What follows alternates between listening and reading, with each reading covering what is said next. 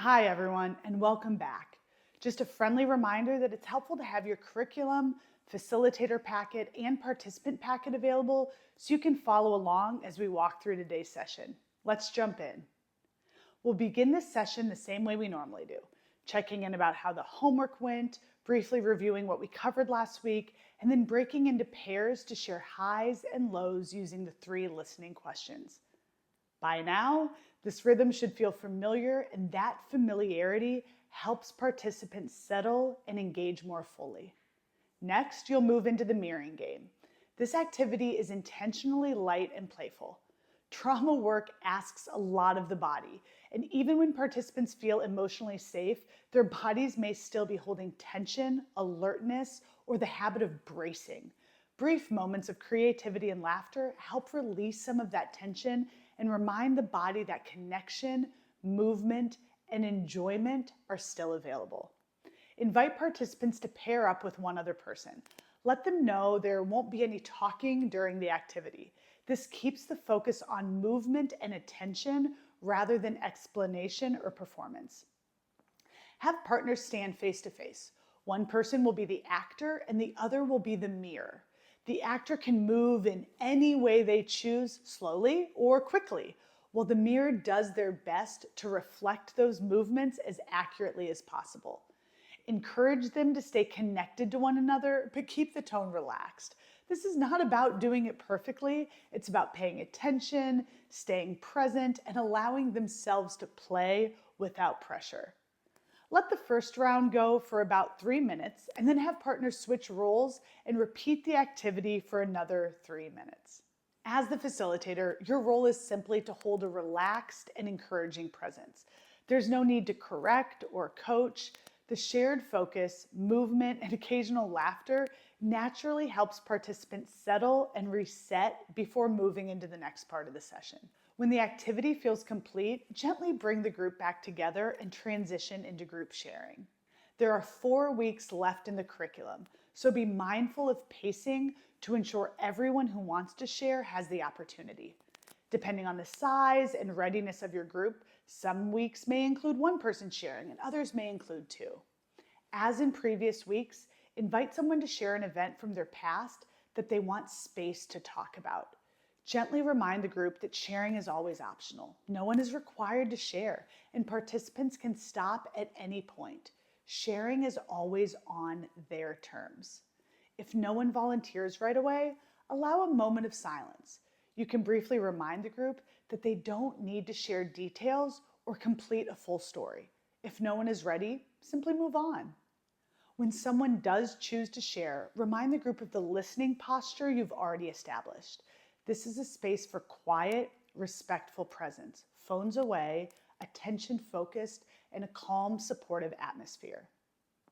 Also remind participants that listening can bring things up for them. If that happens, they're encouraged to use their tools, deep breathing, protector, nurturer, or safe space, or to step out briefly if needed. Taking care of the body is part of the work. This is not a space for advice, fixing, or judgment. Gentle listening, empathy, and when appropriate, the 3 listening questions are enough. Simple compassion, such as acknowledging that what was shared sounds hard, helps people feel supported without being overwhelmed. Let the person sharing know ahead of time that you'll help track time, keeping sharing to about 5 minutes. This helps the group stay steady and protects the space. Let them know you're available after the session if they'd like to continue.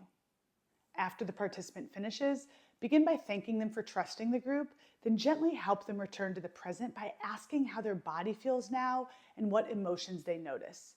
If it feels appropriate, invite someone to pray for the person who shared. If no one volunteers, you can close in prayer yourself before transitioning to the next part of the session. Next, guide the group through deep breathing, either by leading it yourself or using the audio file, and then move into the story of Jonah.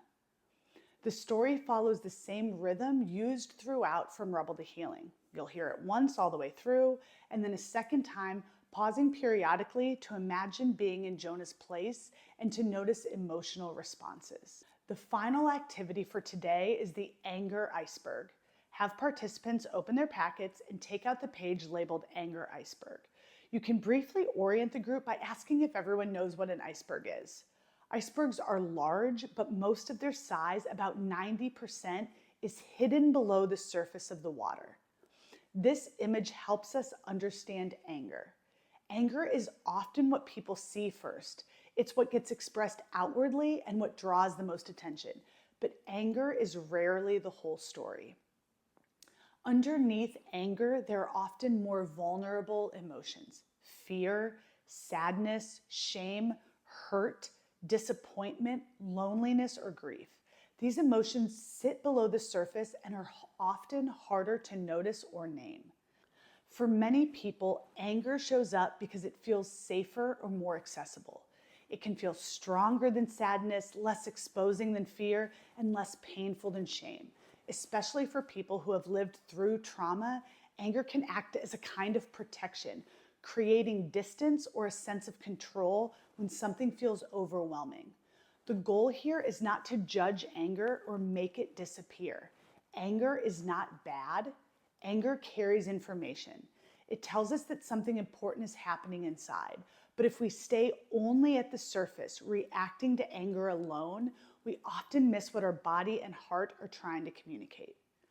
Understanding the anger iceberg helps people slow down and move from reacting automatically toward responding with more awareness and choice. To explore this, have participants take out the page labeled Jonah's Anger Iceberg along with their feelings chart. Invite them to place themselves back into Jonah's story. Jonah's anger is clear. Anger that God shows mercy to Nineveh, anger that his enemies are forgiven. Then invite participants to consider what else might have been happening underneath that anger. Ask them to choose emotions from the feelings chart that are not anger, emotions Jonah may also have been experiencing, and write those words in the lower portion of the iceberg. Give about 4 minutes to reflect and write, then invite sharing by asking what underlying emotions they think Jonah might have felt and why. There's no need to correct responses. The goal is to widen awareness, not arrive at one right answer. As people share, you can reinforce the key idea that anger often points to something that matters. A helpful question introduces, what does this anger tell me I care about? Next, have participants take out the page labeled Core Desires or Values. Invite them to reflect on what Jonah's anger might reveal about what he values: justice, safety, loyalty, fairness, identity, or being understood by God. Give another 4 minutes to think and write. You can explain that connecting emotions to values is an important skill. When people understand what they care about, they're better able to express needs, set boundaries, and respond thoughtfully instead of reacting. This is especially important in trauma healing. Trauma often trains the bodies to respond quickly to threat. Slowing down to explore what's underneath anger helps participants learn that emotions can be listened to rather than feared. The purpose of this exercise is not to remove anger, but to understand it, respect what it's protecting, and respond with greater clarity and care. For homework this week, participants will work with their own anger iceberg. In their packet, they'll find a page called My Anger Iceberg. Invite them to choose an event from their event log where anger showed up strongly.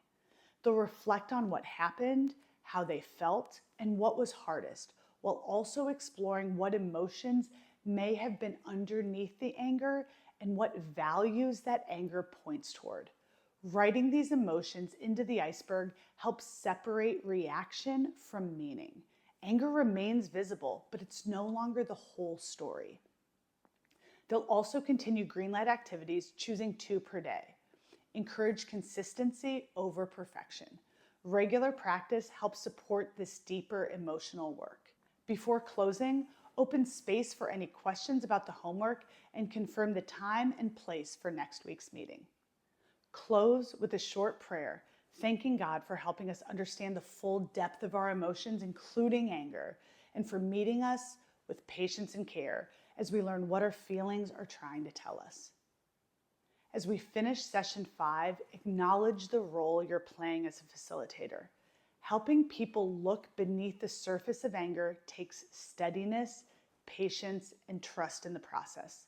The way you're holding this space truly matters. I'll see you next week in session 6.